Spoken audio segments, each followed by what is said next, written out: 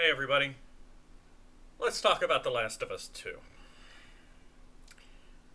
I am so looking forward to the comments section on this one. So, to start out, spoilers. All the spoilers. I'm not holding anything back. So, if you're watching this, it's not so much a review as feelings, thoughts, opinions. Um, so, I don't typically play the shooty games. I don't. It's not my genre. It's never been an interest of mine. But a strong narrative will get me to play just about any game, regardless of genre. And the Last of Us series is very narrative heavy. It tells a good story. I'm there. So, to catch us up to where we are today, we need to talk about The Last of Us 1 very briefly, at least the plot. It is mushroom zombies, right? There is a spore that takes over human hosts and mushroom zombies. In the future, society has collapsed. It's a post-apocalyptic setting because of mushroom zombies. And there's a guy, Joel, who discovers a girl, Ellie, who is immune to the spores, which makes her extremely rare. She's the only one that's ever been found that's immune. So the entire plot of the first game is taking Ellie across the country, dodging zombies and other things, to get her into the hands of scientists who can figure out what makes her immune and create a vaccine. That's the main thrust of the first game. At the end, the scientists reveal to Joel that whatever it is that's making her immune is in her brain, which they'll have to dissect to get at in order to create a vaccine to save the world. Ellie will have to die. And Joel, who has just spent, an entire cross-country trip with this preteen, barely teenage girl, says hell no, and takes her out of the facility, but in order to do that, he has to shoot his way out, killing all of the doctors and scientists who are trying to stop him for the good of humanity. It's the ending to the first game. I warned you, spoilers. I did. Which brings us to our second game. It is now 4 years later, and there's lots of flashbacks to fill in some of the in-between time, but Ellie and Joel have settled down separately, happily, because once she found out about the whole, you killed a bunch of people to save my life, I'm not really okay with that. They kind of had a big fight, and so they're reconciling at the point that the game starts, but they live separately in this town of Jackson, which has set up patrols, and it's basically a nice little town with a normal life going, which is pretty nice in this environment. And then Joel is tortured and killed. Happens very early in the second game, and it is one of the main things I have seen people complaining about. And I was fine with it. We could debate for a long time whether or not Joel's actions at the end of the first game were right. It is easy to say on a gut level that no, I'm not going to let them kill this girl even if it saves the world.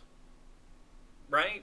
That's a fairly easy, especially if you have a relationship with her. But let's pull back and just do the philosophical, would you allow somebody to die in order to save countless others?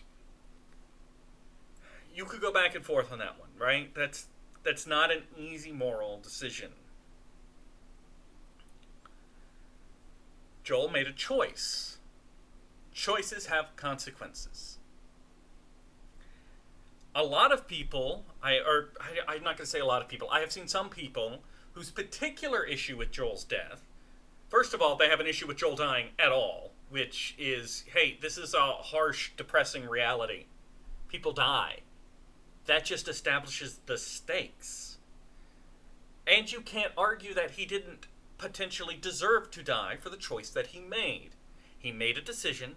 Decisions have consequences. He made a big decision.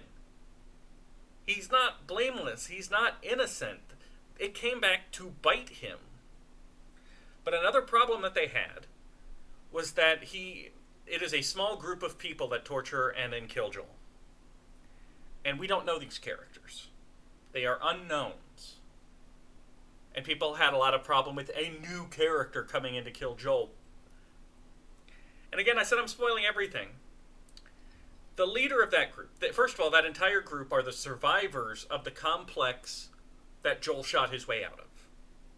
And the girl in charge that does torture and kill him is the daughter of the head doctor, who was, according to the story, the last person in the world who could have developed a vaccine. It is fair that Joel is killed by a character we do not know. Because before he started killing people, he didn't take time to find out if they had families. Joel didn't know about her existence either. That's fair. So, Ellie and Joel's brother Tommy witness this. And are allowed to go free. Like, we killed him, we beat the two of you to stop you from stopping us from killing him, but now you're free to go. And Abby and her friends go back to Seattle. Now, they had some patches on that could be identified as belonging to the Washington Defense Force or something. Washington Liberation Force. So Ellie decides to hunt them down. Tommy talks her out of it, and then he goes to hunt them down, and then Ellie decides to go hunt them down, so they go separately. And Ellie's girlfriend tags along, and here's another thing people got upset about. Ellie's now a lesbian. I say now a lesbian. I do not recall at any point in the first game this preteen or barely teen talking about romance. And even if she was, and even if there was references to boys, she's young and lesbians exist. Gay people exist. I don't care if they show up in my game. It doesn't bother me. They exist in real life. They can exist in a game. So Ellie is a lesbian, which is perfectly fine. And her new girlfriend goes with her. So the two of them go off on a team. Once they get there, it turns out girlfriend's pregnant because she'd been sleeping with a dude before. And that dude also shows up because he followed after his friends. And then it's 3 days of the kind of gameplay you would expect from The Last of Us. It's a lot of exploring and gathering and crafting and, stealth killing. And here's what I really love about The Last of Us gameplay. And Last of Us 2 is no different from Last of Us 1 in that respect for me. I like games where stealth is encouraged because that's I'm not an action pew pew pew guy. But you give me time to let me find a good spot, let me line up this shot, shoot, hide behind those crates, throw a bottle over there to distract them, run over to these crates, line up the next shot, a silencer, a bow and arrow, they'll never know where it's coming from. I love that. And I especially love it if, when you screw up, somebody stepped up behind me that I didn't account for, or, I made a little bit too much noise with this kill. It's not instantly just game over, 50 people swarm on you. In this game, it is fairly easy to get back into hiding. There are tools to help you distract and hide again. Or even if you just go full run and gun to get out of a situation, there's a chance you'll survive doing that. I mean, that's a different style of gameplay, and the game will let you do that. I love games that do that. So, that's the majority of the gameplay. Searching through abandoned buildings for supplies, crafting, improving your guns, making impromptu weapons, stealth killing. I'm all in. It's been a little while since I've played the first one, but I'll say the zombies play a much smaller role in this one. They are an environmental hazard. They are not really part of the story. This story is man against man. This story is Ellie going up against the WLF. Up to this point. It'll shift in a minute here. So Ellie finds all of these people that were in this crew, and either they died or she kills them. And she's hunting down Abby, who's the big... But the girlfriend's pregnant, and her health's not doing well. And so she and the ex-boyfriend of the lesbian girlfriend decide, look, we know Tommy's in town. Let's find Tommy and let's just go home. Dina's not well. And so finally Ellie's starting to realize this whole vengeance thing is not great, especially when she kills a woman she didn't realize was pregnant. That really struck home for her. There's also a quick time event where there are dogs in this game. I hate having to kill dogs. They are attack dogs, and when you're trying to stealth, they're the worst. They track your scent. If you see a dog on the enemy side, you have to kill that dog as quickly as possible if you're trying to stealth. And then you encounter a dog in a quick time event, like you just fall out of a air vent and there's a dog on you and you got to kill the thing. I'm not a big fan of that, but makes sense. So they get Tommy and they decide they're going to go home, and that's when Abby shows up, kills the ex-boyfriend, has a gun to Tommy, makes Ellie drop her gun, and then the story flashes back 3 days, and we play the last 3 days from Abby's point of view. People accuse this game of bad writing and bad storytelling. This game explores two tropes, both of which are almost inherently good storytelling and good writing. It's not a revenge story. It is a cycle of vengeance story. Joel kills these people. So the survivors get together and hunt down Joel. So Joel's adopted daughter goes and hunts down those people. So the people that they leave behind would then come back and kill friends of Ellie's, and so on, right? This is a tragic story in a tragic, depressing setting. Cycle of vengeance instead of revenge. Which, revenge is easy. Revenge is simple to write, and people identify with it. It gets a good, fast gut reaction. They done my character wrong, I'm getting revenge. When it's clean and simple, that's easy to do. It's not necessarily bad writing, it is easy writing. Cycle of Vengeance is harder, and it requires you to examine deeper. Now we flash back to Abby, and so we're doing the everybody is the hero of their own story trope. We're seeing the story from the other person's point of view. The best way to write villains is to remember that nobody wakes up in the morning and goes, they'll all pay, I'll destroy the world. No, I'm going to save humanity from itself, I'm going to do what must be done. I'm going to do what those fools weren't willing to do. Everybody is the hero of their own story. Very few people think of themselves as the bad guy. So we play through Abby's story. And we get to know all of those people we just killed as Ellie. We get to play fetch with the dog she killed in the QuickTime event. It all becomes very real. And by the end of Abby's story, when the plot lines recombine, I guess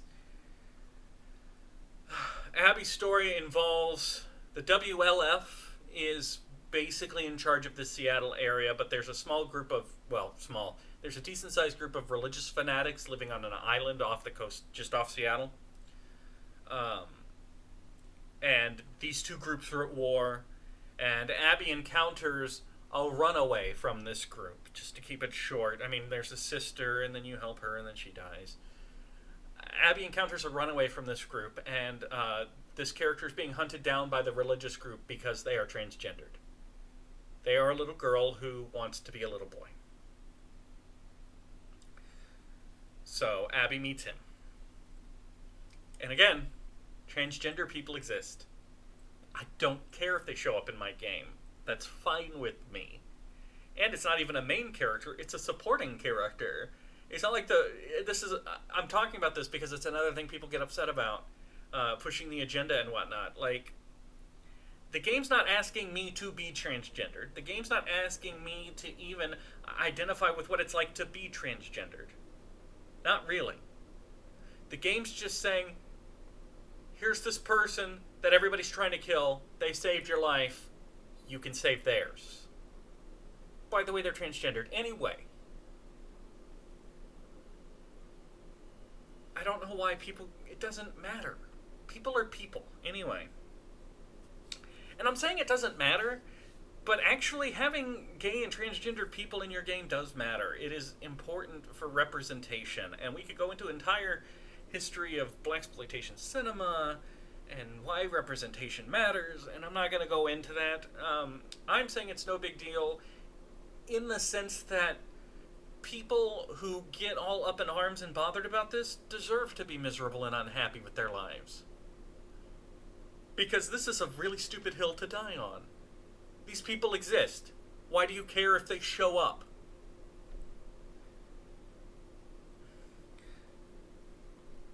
By the time Abby and Lev, who's the boy, show up back at the cutscene where the two groups are confronting each other, you're a lot more on Abby's side than you are on Ellie's, which is, I guess, another thing that people object to, since Ellie was the main character in the first game, as was Joel. So now we're abandoning both of those main characters. But the entire point of this game is to look deeper.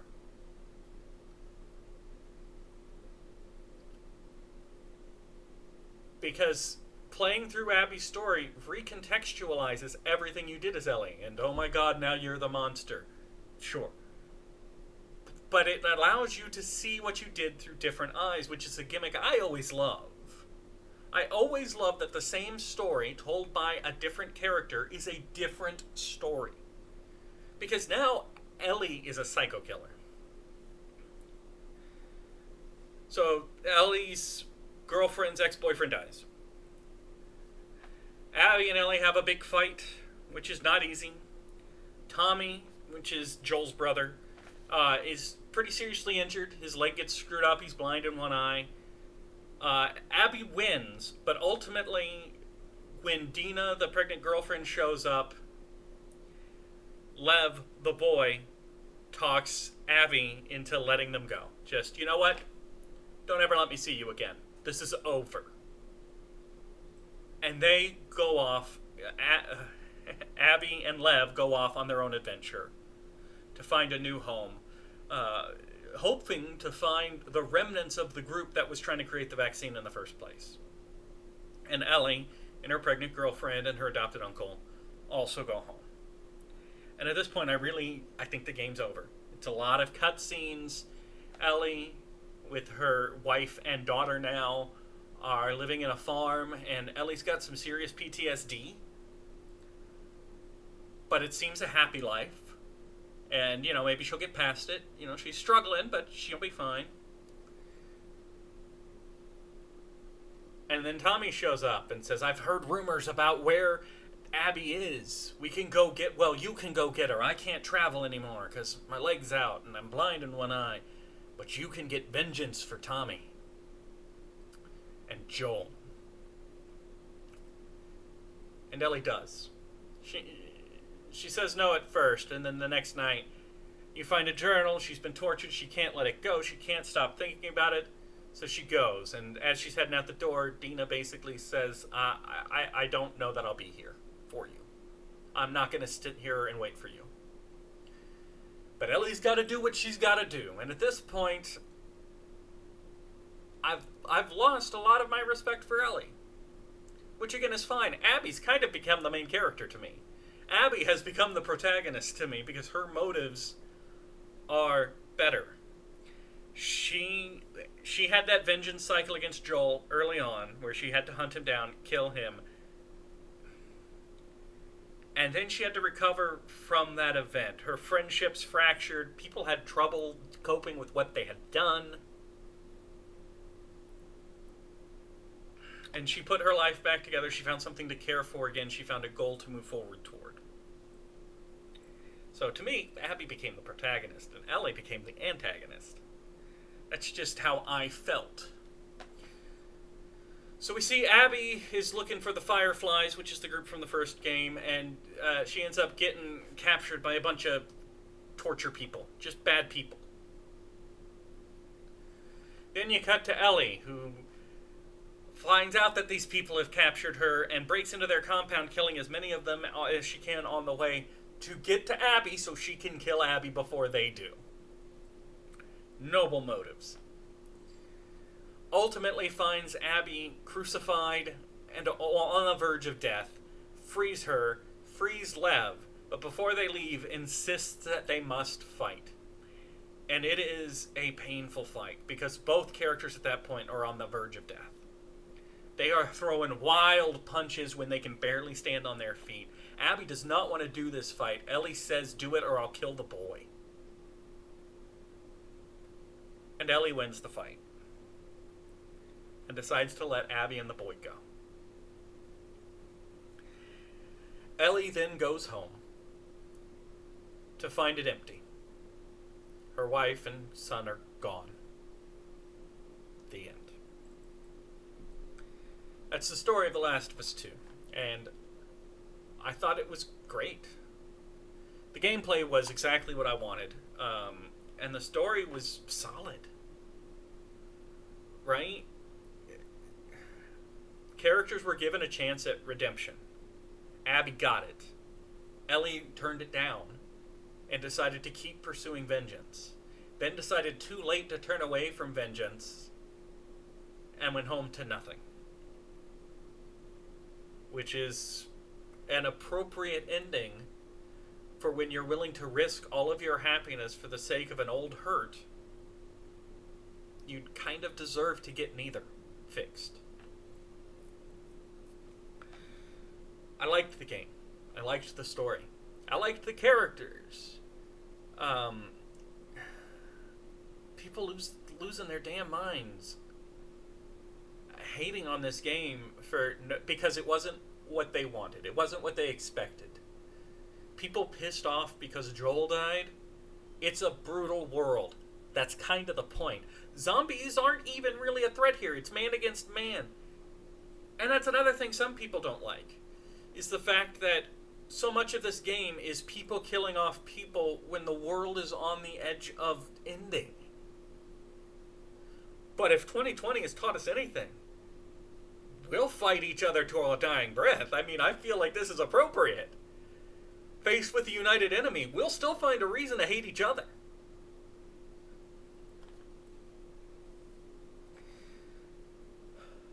I'm fine with Joel dying. He made a decision. The decision had consequences. His death makes his actions real. Ellie's blind vengeance makes sense. Her pursuit of vengeance makes sense because she had just started to reconnect with Joel, and she was angry at herself for the time they lost, and then he was gone. She wasn't just hunting down Abby because she killed Joel. She was hunting down Abby to get rid of these feelings of guilt and remorse.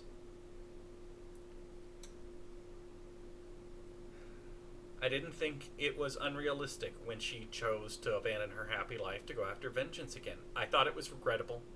I thought it was sad. But that's the story we're telling in the universe we're telling it. I don't care. And honestly, I like that there is gay and transgendered representation in the game, and that's not the point of the game. The plot of the game does not change if Ellie is straight. It doesn't. If it's Ellie has a boyfriend or Ellie has a male friend and that male friend's pregnant girlfriend shows up, the pregnancy kind of matters for character motivations. But you could have it be a pregnant friend of hers. The story would not change. Lev being transgendered doesn't change the plot. He could be kicked out of the religious order because he likes bacon. The plot wouldn't change at all. People who argue about forcing an agenda, what they mean is, you're forcing me to play a game where people accept this. Yeah. Accept that there are different people in the world than you. Yeah. You don't have to love them. You don't have to hug them on the street. Just accept that they're people that you share the planet with and move on with your life instead of obsessing about what other people do in the privacy of their own bedroom. My God.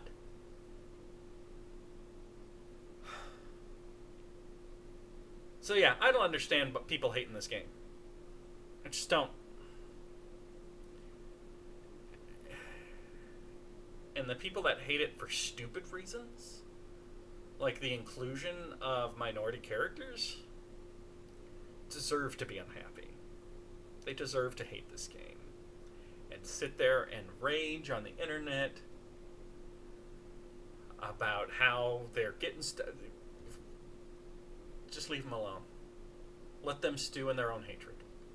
Anyway, I think I've rambled on enough. 26 minutes later, I liked the game a lot. I'd buy a Last of Us 3. Hopefully it would focus on Abby and not on Ellie. Because this game, the story, I'm not a big fan of Ellie by the end of it. And that happens. And that's okay. Characters grow. People grow.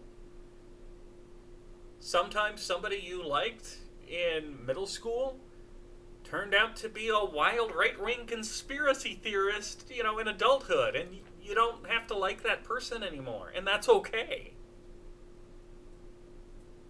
Anyway, I'll see you guys.